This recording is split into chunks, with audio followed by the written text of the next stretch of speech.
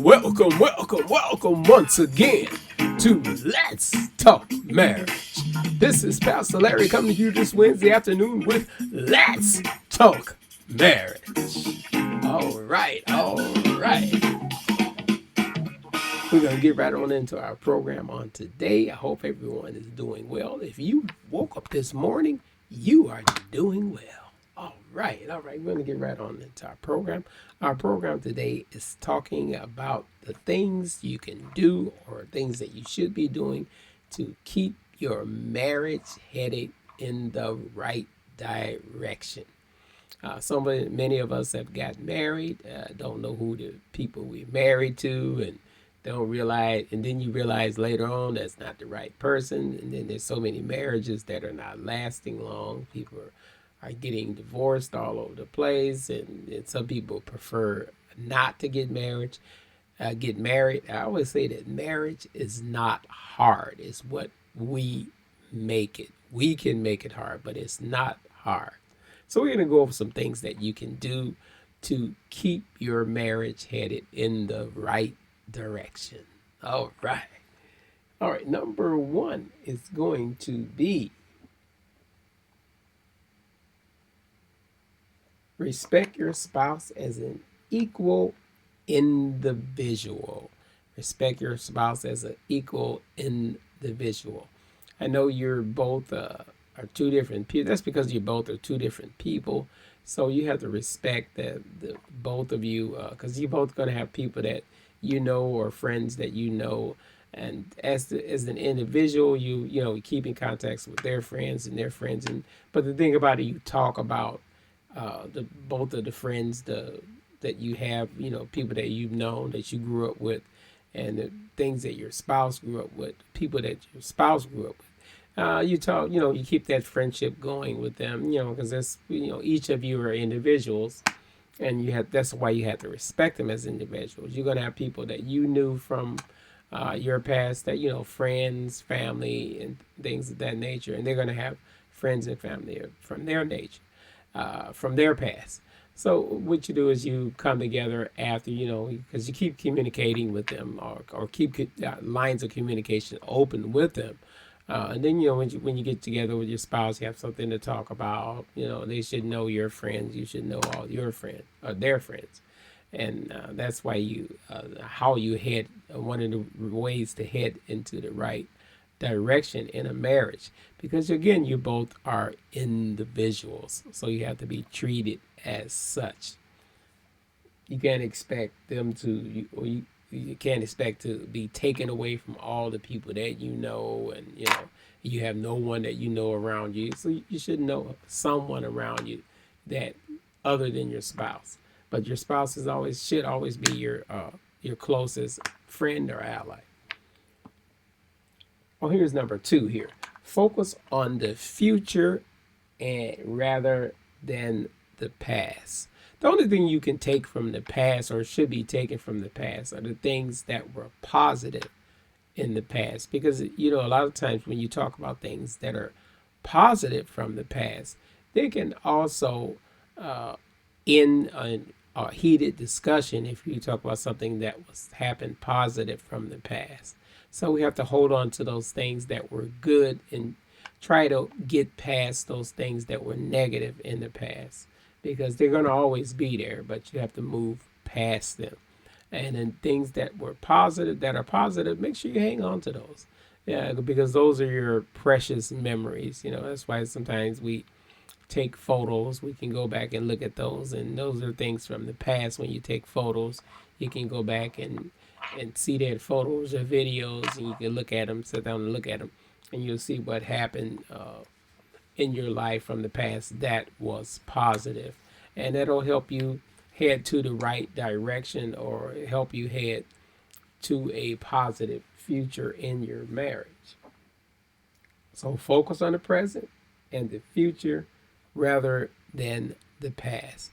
So because you're building a future together, so you want to make sure that you but again, like we've always said on the program, make sure you sit down with whoever you contemplating on getting married to. Make sure you sit down with them and discuss things. You have to know what they want in life. If they want kids, how many kids you want, how expensive that's going to be. Those things have to be discussed before you get married. Just marry someone and then figure out all that stuff. Oh, we'll figure it out later. No, you're not going to figure out. You're going to argue it out later. So you make sure that those things are discussed. Where you're going to live, if you're going to live in the city, if you're going to live outside the city. Because some people prefer living in the city, and then there's some that prefer not to be around all the hustle and bustle. They prefer to be outside of the city. How many children? Where are you going to attend church? That's another thing. That's why a lot of times when people get married, they could both go to church, and then when they get married, then one goes to church and the other one don't. That's because a lot of times the church that the spouse came from, the husband might not like, or vice versa. The church that the wife came from, the husband might not like, or there you say, you get the gist. So you have to find out why they don't like that particular church. So sometimes it's good to settle upon a neutral church, church where neither one of you have any ties to. That way you both will come in fresh, because you don't want to go in a church where the husband grew up at and his old flames are still in there and mad because they didn't marry him. Another mess on your hand. So you make sure that all those things are discussed before you get married. Number 3, listen to your spouse actively and pay attention to them. Sometimes when we have the term that, oh, she just fussing.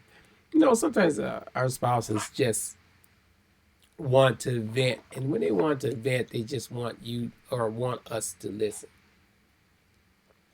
And when we listen, we understand why they are venting. But you have to make sure that when you're listening, you're actually listening to them. And let them talk. And, and sometimes people want to get things off their chest. They might have had a hard day at work, a hard day with one of their friends, or maybe one of their friends is going through something and they want to talk about it. So they're talking about it to you. So you just listen to them.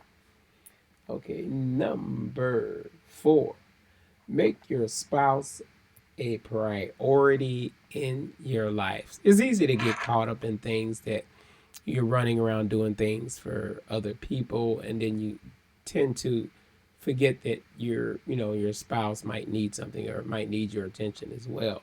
Especially couples that might have large families. And if you were a responsible one while you were growing up, if you were the responsible one, trust me, when you get married, you're still going to be considered the responsible one or the one that they can go to. So you get a lot of calls, asked to do this and do that. But doing that, it's nothing wrong with doing that, but doing that, make sure that you still make sure your spouse is your priority. And that way there won't be any conflicts when you have to do something, for your relative, because they're already taken care of. Okay, you want me to come along with you? That type of deal. So make sure your spouse is your priority. All right, moving right along. Number 5 here. Maintain strong communications with your spouse. Make sure you maintain strong communications with your spouse. And when you're communicating with your spouse, make sure you are listening, because sometimes when people are talking, make sure you have eye contact with them, first of all. But when they're talking, make sure you're listening to them. If they're going on and on, it's easy for them to think that you're not listening if you're not responding to them. So when they're talking, make sure you respond to them by saying, okay, all right, I understand. Or, make sure you're saying something so they won't end up saying, "Did you hear a word I said?" And you might be listening, but you don't want to interrupt them. But make sure you let them know that you are communicating with them. That's part of having strong communication. And the person that's whoever the communicator is, make sure you allow the person that's listening to you time to respond to you. Allow them space to respond to what you're saying. Because if you're going on and on there, sometimes you could lose them in the conversation. By the time they respond, you're on something else and they forgot what you started the conversation with. So you have to allow them time to respond to what you're talking about in order to have strong communications in your marriage. And that way, when you're communicating back and forth. You say something and then they say something. You say something and then they say something. That's how you have a conversation or communicate with someone. Don't always want to be the one that's dominate the conversation, because a lot of times when you're dominating a conversation, most of the time people are not even listening to you. You did all that talking, they haven't heard a word you said. But if you allow them to actively listen to you, which means they actively to respond to what you're saying, then you know that they're listening, or know that they understand what you're saying.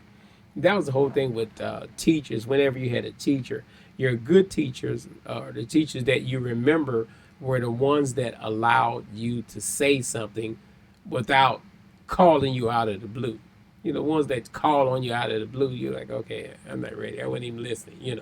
But the ones that would teach something and then look for a response and wait for a response from their students, those were the better teachers. You got to interact with the teachers, and that's how a conversation is. If you get your spouse to interact with you, then you'll know that he or she, if your wife or your husband, is listening to you when you're communicating.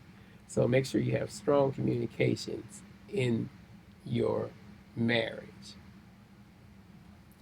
Keep marital confidence and avoid weaponizing them. When your spouse shares something with you in private, don't go tell it to somebody, because they might, be sharing something about a friend of yours that they noticed. That don't mean you go and tell them. They told you that in confidence, so you keep that among the both of you. So that way you'll have things to share with each other, and that way your wife can feel, or your husband, in some cases, your husband can have the opportunity to come to you and share things with you, instead of holding things in. That way you'll know that it's not going to go anywhere past that room. And a lot of times that's what happened with uh, people that are in the ministry. They might share something with their wife about one of the members of the church. That don't mean you go and tell someone. They might, especially if they have a wife they know that they can trust, it's not going to go anywhere past their house. So they might share something with them. But you, by all means, don't ever go and tell someone else what your wife said to you in private, or what your husband said to you in private. Don't go sharing it, because some people just go and run with it. Well, whoever said. All right. Pay attention to your spouse's mood so you can respond supportively. Sometimes, especially if you've been married a while, when your wife's in a mood or when she's having a bad day.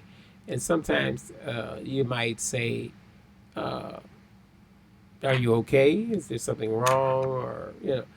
And people, please, when someone asks you, especially if it's your spouse or something like that, and they notice that especially if you're a person that's always upbeat, always chipper, always have something funny like to say, or always a joyous person, and all of a sudden you're not seeming to be joyous that particular day.